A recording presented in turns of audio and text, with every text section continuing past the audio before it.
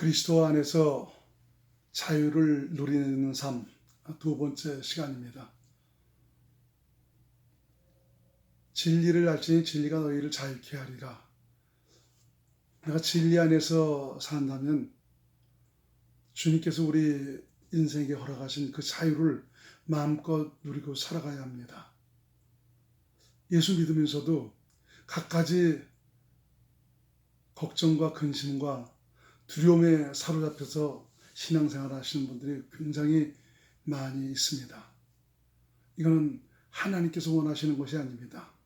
그래서 우리가 신앙생활을 하되 참 그리스도 안에서 참 진리의 자유를 누리고 살아가는 그런 믿음의 삶이 될 수 있도록 성경적인 그런 믿음 안으로 들어가야 합니다.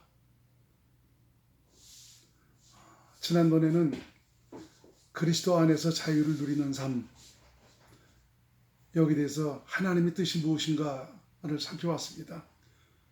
하나님은 우리를 위해서 영원전에 계획을 세우셨는데 그것은 바로 영생입니다. 이 영생은 하나님의 뜻입니다. 예수님은 이 하나님의 뜻을 이루시기 위해서 이 세상에 오셨습니다. 예수께서 자신을 죽음에 내어주신 것은 바로 우리를 하나님의 뜻대로 우리 주님의 영생을 주셔서 영생의 삶을 살도록 하시기 위해서 예수께서 자기 몸을 내어주신 것입니다.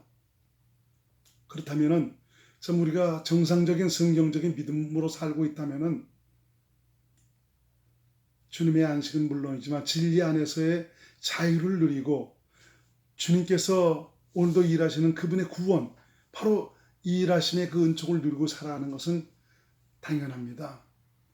주님은 당신을 믿고 섬기는 모든 자들이 바로 이렇게 당신의 은혜로 살기를 원하고 있습니다. 은혜라는 것은 내가 들어서 내 귀에 좀 즐겁게 들린다고 해서 그것이 은혜가 아니고, 은혜라는 것은 하나님에게서 나오는 것입니다. 하나님께서 내게 베푸신 그 손길을 누리는 이런 것들을 바로 은혜다라고 말하고 있습니다. 우리는 어떤 때는 설교를 듣고 나면서 목사님 은혜를 많이 받았어요 라고 하죠. 내 귀에 듣기 좋았다는 것입니다. 그렇지만 그 설교를 통해서 살아계신 하나님을 발견하고 그분이 나와 더불어 함께 하셔서 그분께서 일하시는 그 현장을 누리게 되었다라는 확신과 믿음이 있다면 그것은 은혜를 받은 것이죠. 그래서 마지막 때에는 자유의 길을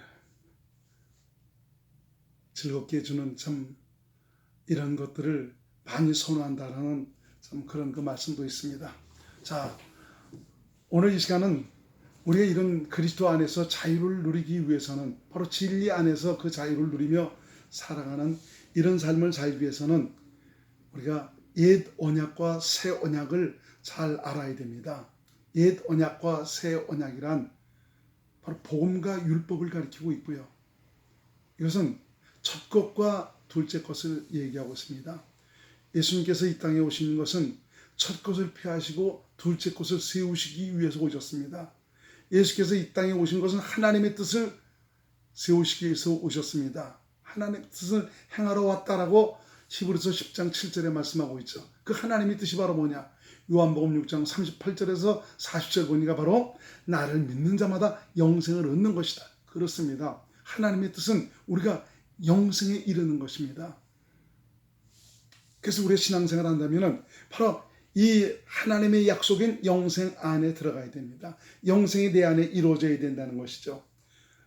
그런 그 영생의 그 삶을 살기 위해서 우리가 중요한 것이 바로 옛 언약과 새 언약을 잘 구분해서 정말 새 언약 안에서 새 언약의 일꾼으로 살아갈 때 우리는 영생의 삶을 구체적으로 살아갈 수 있다라는 것을 여러분들에게 말씀드릴 수가 있습니다. 그래서 우리 기독교 신앙에서 바로 중요한 것은 옛 언약이 무엇이고 새 언약이 무엇인가를 잘 깨닫고 아는 것입니다.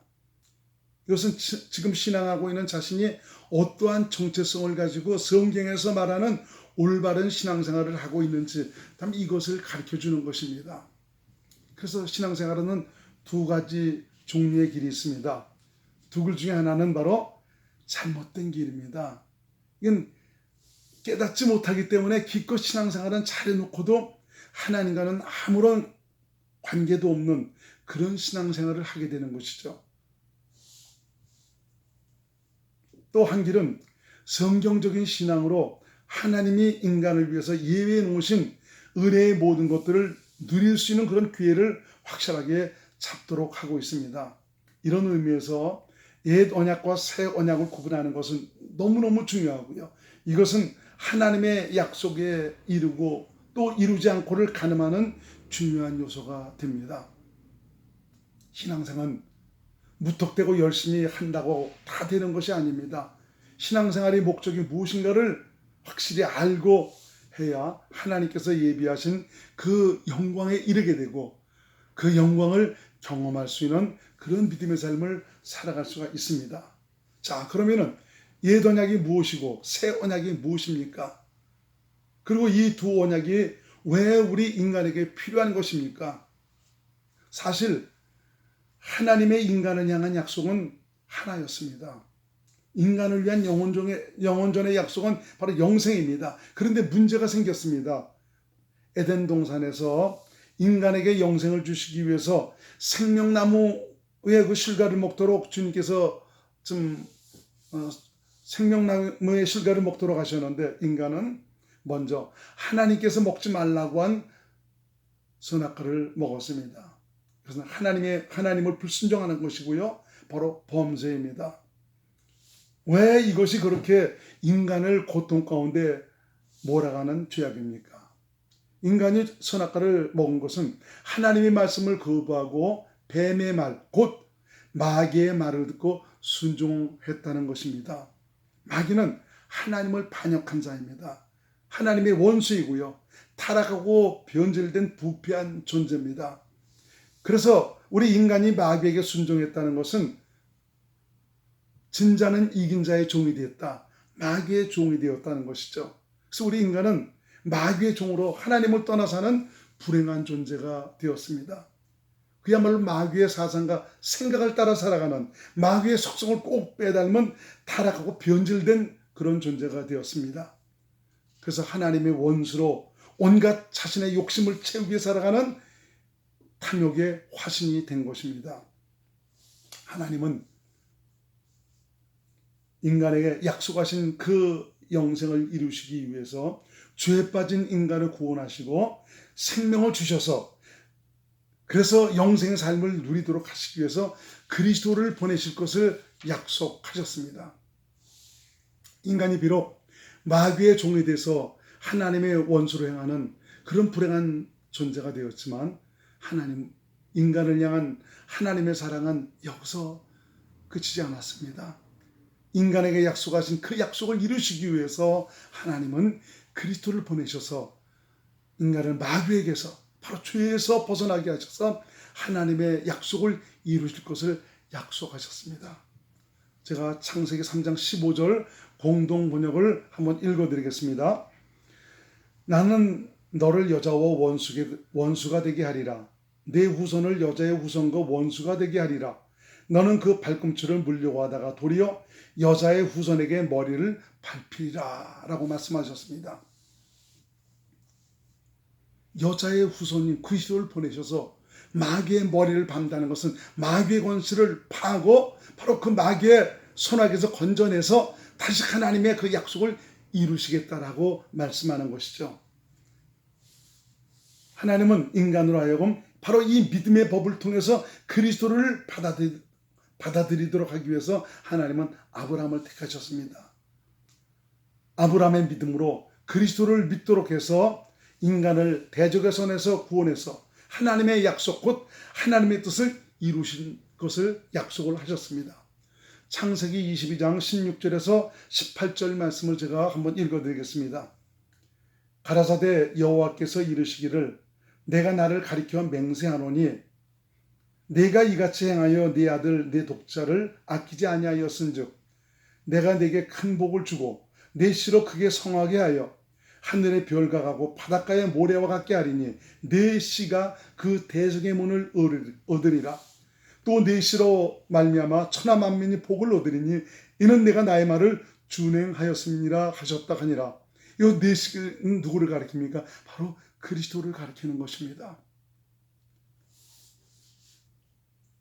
아브라함의 믿음이란 무엇을 말하는 것입니까? 아브라함의 믿음은 바로 할례받은 믿음을 가리킵니다. 이 믿음으로 바랄 수 없는 중에 바라고 믿어 이삭을 아브라함은 얻을 수 있게 되었습니다. 이 믿음으로 이삭을 번제로 드려도 하나님께서 다시 살리실 것을 확신을 했습니다. 이 믿음으로 바로 우리가 성령의 약속을 받도록 하셔서 영생을 얻도록 하신 것입니다. 로마서 4장 18절에서 22절 말씀을 제가 읽어드리겠습니다. 아브라함이 바랄 수 없는 중에 바라고 믿었으니 이는 내 후손이 이같으리라 하신 말씀대로 많은 민족의 조상이 되게 하려 하심을 인함이라.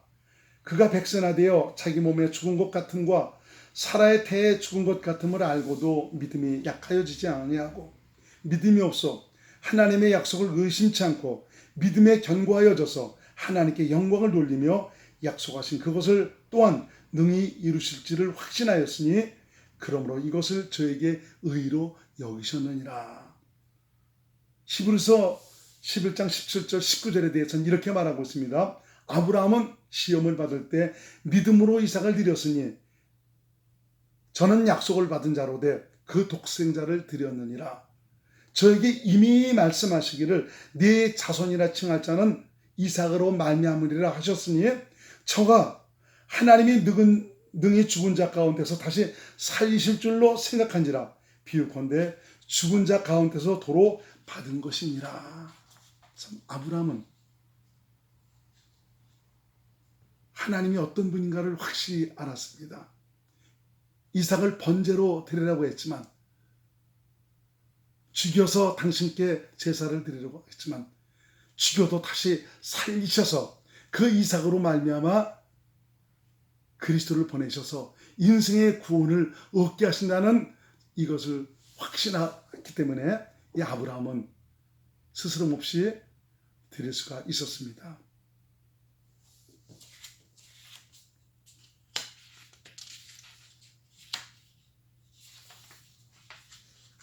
갈라디아 3장 14절을 다시 한번 읽어드리겠습니다.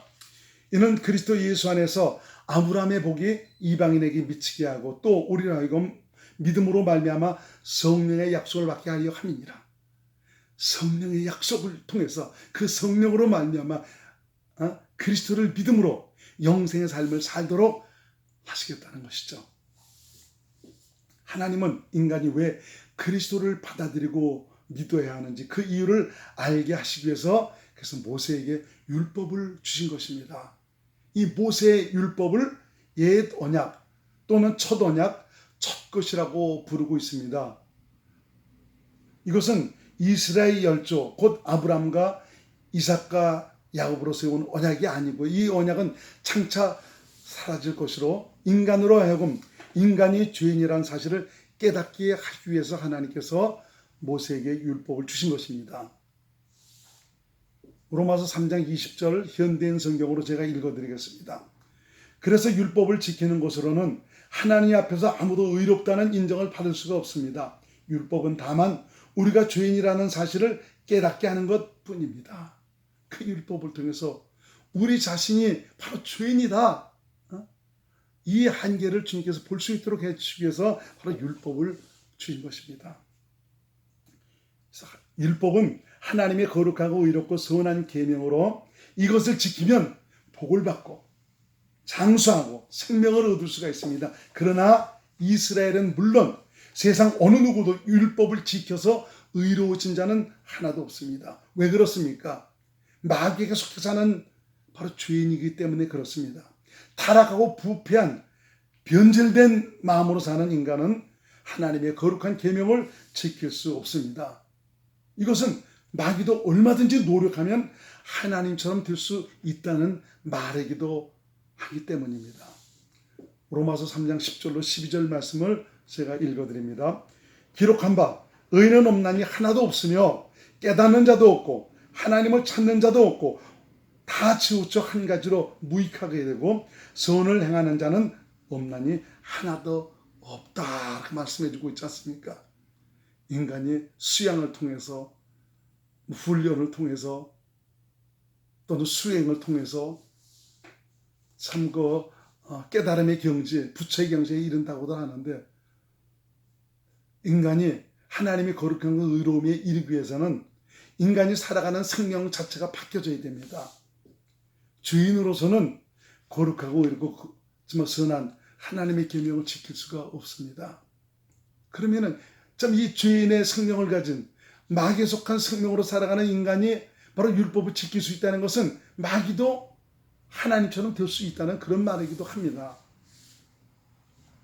인간은 선악과를 먹어 선을 알고 악을 알아 악을 버리고 선을 하게 살려는 욕구가 있습니다.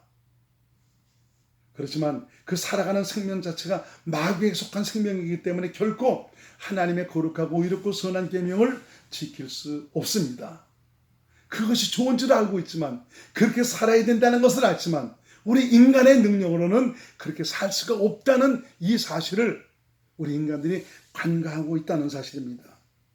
그래서 모세에게 율법을 주신 것은 바로 인간의 한계를 깨닫게 하기 위해서 주신 것입니다. 자신의 정체성이 어떤 것인가를 볼 수 있도록 해주시기 위해서 하나님께서 모세에게 율법을 주신 것입니다.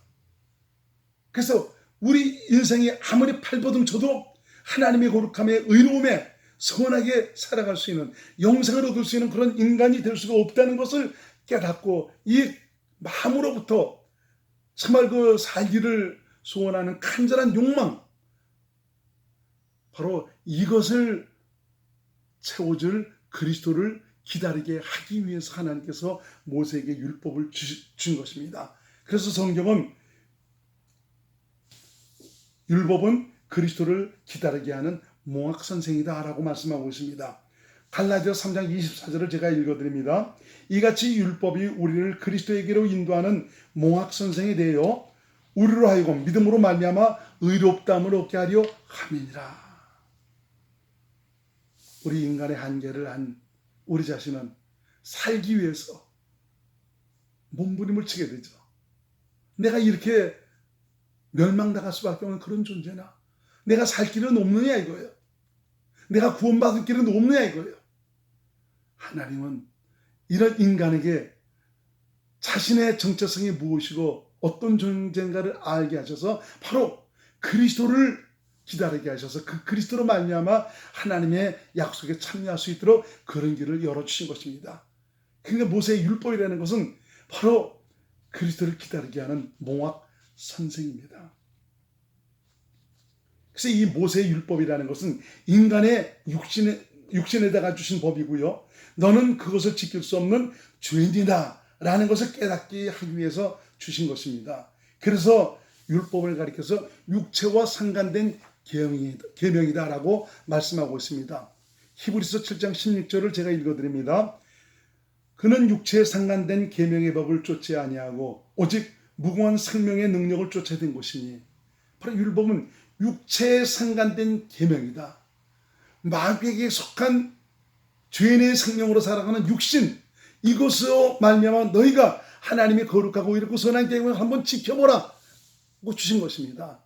너는 지킬 수 없다. 이런 것을 깨닫게 하기 위해서 하나님께서 주셨다는 것이죠.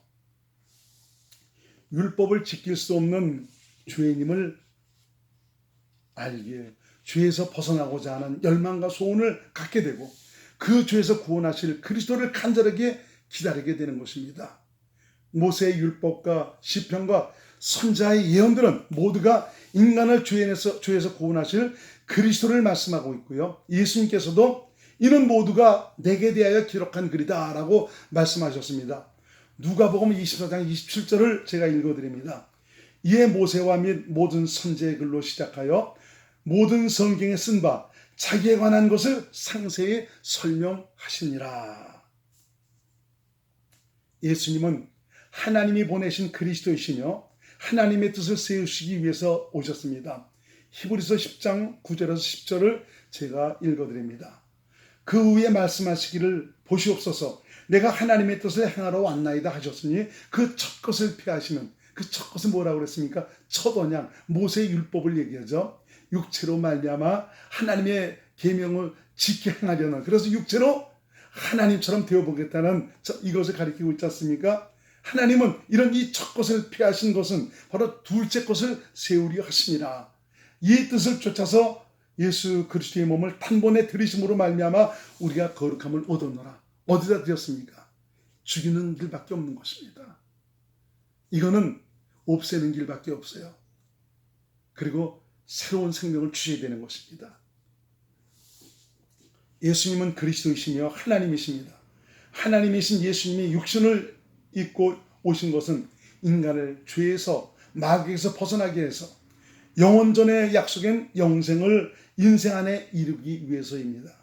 이 영생은 하나님의 뜻이며 이 뜻을 쫓아 예수께서 오셨으며 누구든지 저를 보고 믿기만 하면은 영생을 얻도록 하셨습니다. 요한복음 6장 38절에서 40절을 제가 읽어드립니다. 내가 하늘로서 내려온 것은 내 뜻을 행하려 함이 아니요 나를 보내신 이의 뜻을 행하려 함이니라. 나를 보내신 이의 뜻은 내게 주신 자 중에 내가 하나도 잃어버리지 아니하고 마지막 날에 다시 살리는 이것이니라. 내 아버지의 뜻은 아들을 보고 믿는 자마다 영생을 얻는 이것이니 마지막 날에 내가 이를 다시 살리리라 하시니라.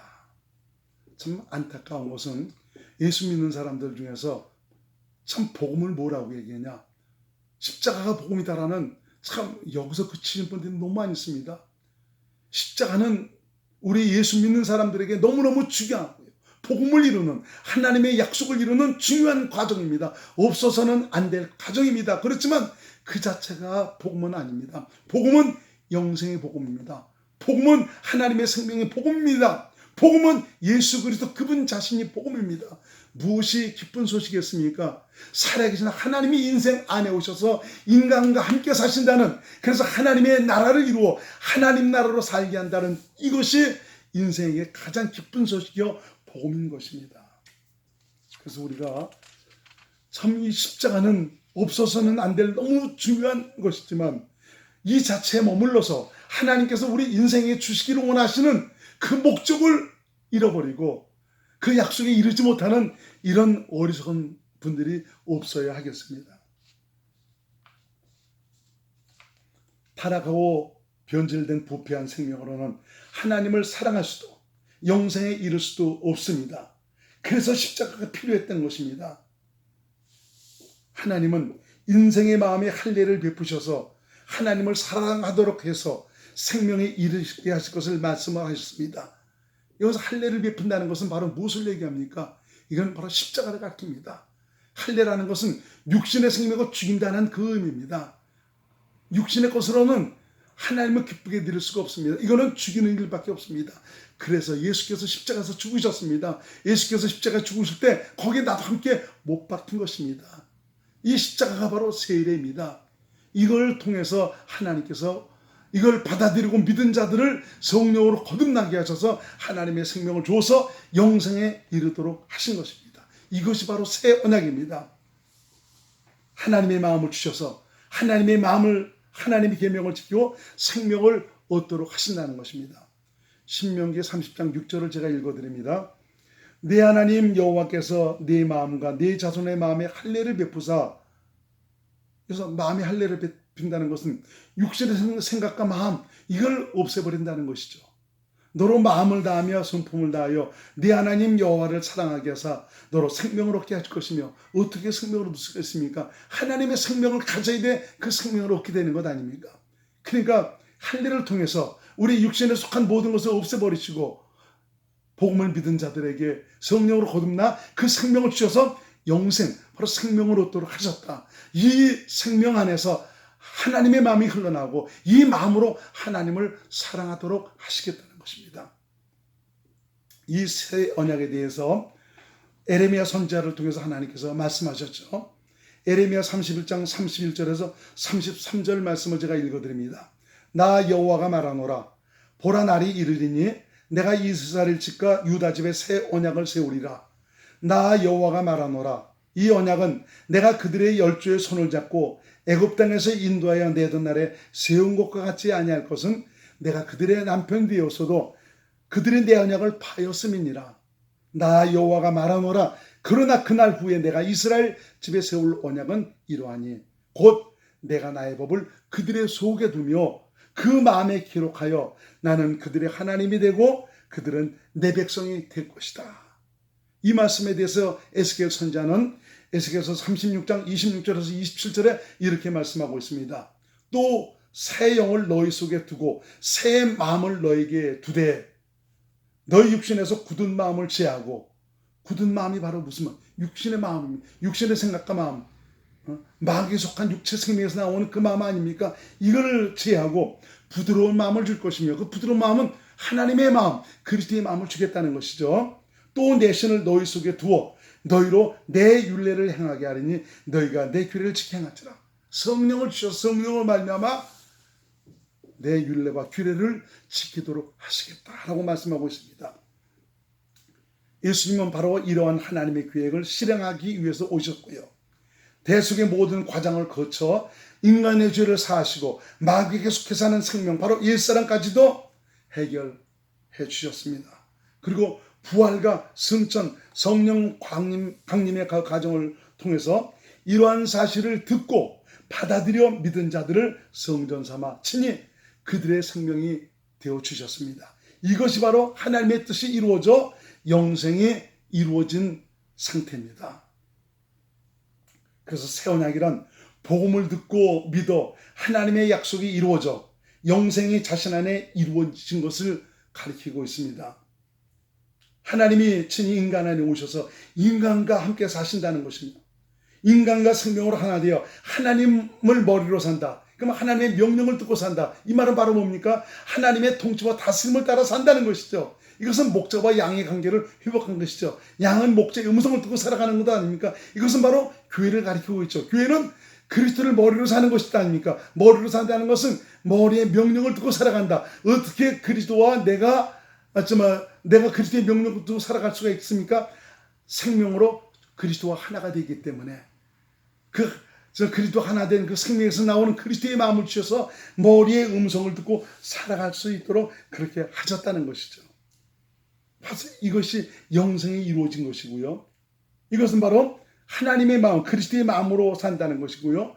그 마음 안에서 주님의 명령, 주님의 말씀을 듣고 믿음으로 산다는 것을 말하고 있는 것입니다. 이렇게 새 언약이 이루어진 상태를 바로 영생이 이루어졌다, 하나님의 생명으로 태어났다, 또는 내 안에 천국이 이루어졌다, 교회가 되었다고 하고요.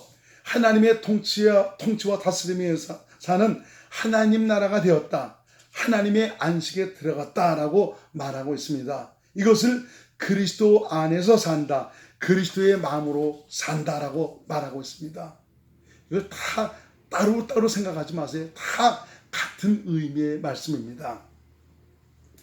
새 언약이 이루어진 하나님의 자녀는 오직 성령을 쫓아 살아야 합니다.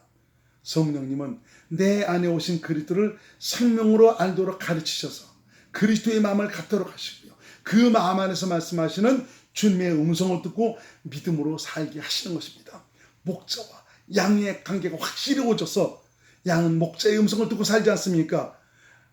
이렇게 목자의 음성을 듣고 살아가는 양에게 바로 영생이 이루어진다라고 요한복음 10장 27절에서 30절에 29절에서 말씀하고 있습니다.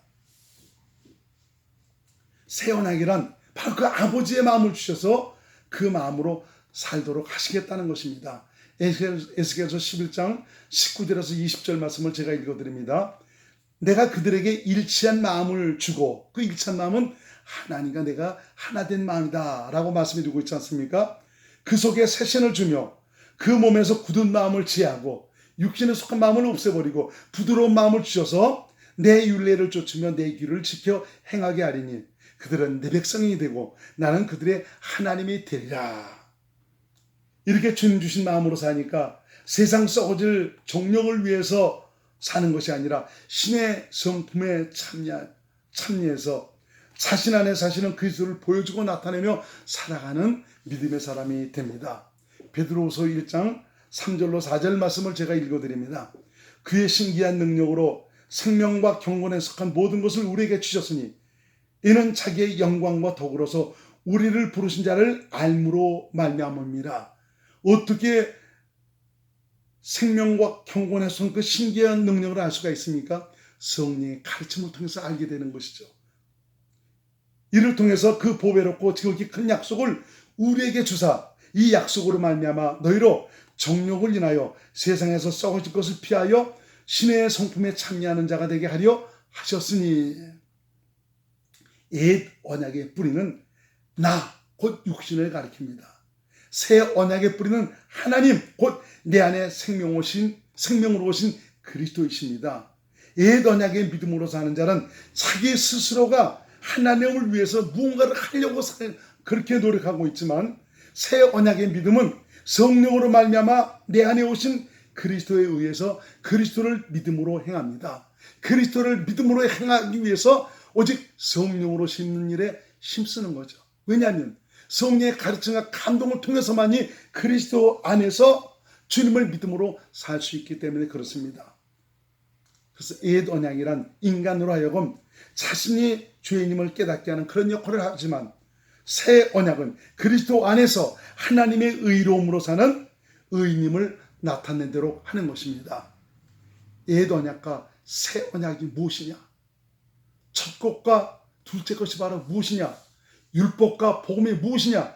이걸 확실히 우리가 구분할 때 복음으로 사는 자로서, 복음으로 말미암아 하나님의 약속이 이루어져서 그 생명에 참여해서 그리스도 안에서 주님의 전부를 누리고 살아가는 하나님의 사람이 될 수가 있는 것입니다. 우리 모두가 확실히 복음이 무엇인가를 깨닫고 주께서 원하시는 소원을 따라 약속에 참여해서 그 은혜와 복을 누리는 귀한 하나님의 사람들이 될 수 있기를 간절히 축복하고 축원을 드리겠습니다. 오늘은 여기까지 하겠습니다.